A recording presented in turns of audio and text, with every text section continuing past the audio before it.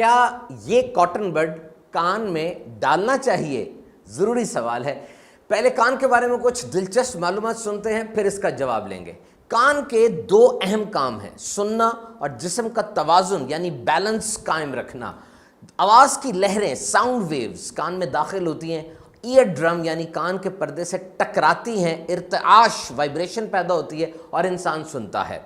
اللہ تعالیٰ کی کمال قدرت کا شاہکار دیکھیے، کان میں ایک ہڈی ہوتی ہے جسے سٹیپس کہا جاتا ہے۔ اس کا سائز صرف 3x5 ملی میٹر ہے، اتنی چھوٹی سی ہڈی ہے، اور اگر اسے کچھ ہو جائے تو انسان کی نہ صرف سننے کی صلاحیت متاثر ہوتی ہے بلکہ اس کا توازن بھی خراب ہو جاتا ہے۔ کان کا سب سے اندر والا حصہ جسے انر ایئر یا لیبرنتھ کہا جاتا ہے، یہاں سننے والا کام ہوتا ہے اور توازن بیلنس والا بھی۔ اکثر لوگ شکایت کرتے ہیں نا کہ جی سر بہت چکراتا رہتا ہے، زمین گھومتی ہوئی نظر آتی ہے، صحیح کھڑا نہیں ہوا جاتا۔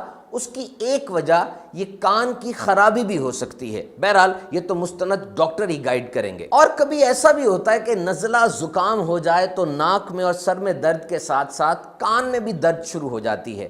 کان کے اندر ایک ٹیوب ہوتی ہے جس کو یوسٹیشین ٹیوب کہا جاتا ہے، جب اس میں نزلہ آ جائے اور یہ سوج جائے تو پھر درد شروع ہو جاتا ہے۔ اور اب آئیے کاٹن بڈ کی طرف، جس کی مدد سے گند نکالا جاتا ہے۔ یہ گند نہیں ہوتا، یہ ویکس ہوتی ہے۔ کان میں ایک کینال ہوتی ہے، چھوٹی سی نالی، جس کو ایکسٹرنل آڈیٹری کینال کہا جاتا ہے۔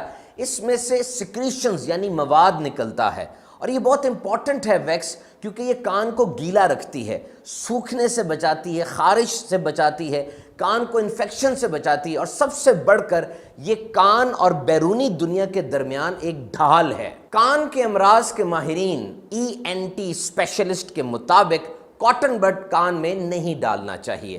اگر ویکس زیادہ ہو جائے، اریٹیشن ہو، تو اب کسی ڈاکٹر کو دکھائیے، وہ پہلے ڈراپس کے ذریعے ویکس کو نرم کریں گے اور سکشن کے ذریعے اس کو نکال دیں گے۔ پرفوریٹڈ ایئر ڈرم کان کے پردے کو جو نقصان پہنچتا ہے، بہت سی وجوہات ہو سکتی ہیں۔ ایئر پریشر جب تبدیل ہوتا ہے، انسان بہت اوپر چلا جاتا ہے، بہت نیچے آ جاتا ہے ہوائی جہاز وغیرہ میں، یا ایکسیڈنٹ ہو جائے، سر پہ کوئی چوٹ لگے، یا کوئی بہت اونچی آواز انسان ایک دم سن لے۔ اور پھر کاٹن بڈ کا استعمال بالخصوص بچوں میں انتہائی خطرناک ہو سکتا ہے، اور پھر اس کے استعمال سے اکثر اس کی روئی گر کر کان میں رہ جاتی ہے، تو استعمال سے بچا جائے۔ کان کبھی سوئچ آف نہیں ہوتے، آپ سو بھی جائیں تو کان سنتے رہتے ہیں، لیکن ان آوازوں کو ذہن پروسیس نہیں کرتا تاکہ نیند میں خلل نہ آ جائے۔ ورلڈ ہیلتھ آرگنائزیشن کے مطابق دنیا کی 5% آبادی یعنی 430 ملین افراد، جن میں 34 ملین بچے شامل ہیں، ان کو سننے میں مسائل ہیں۔ اللہ عز و جل کی اس نعمت کی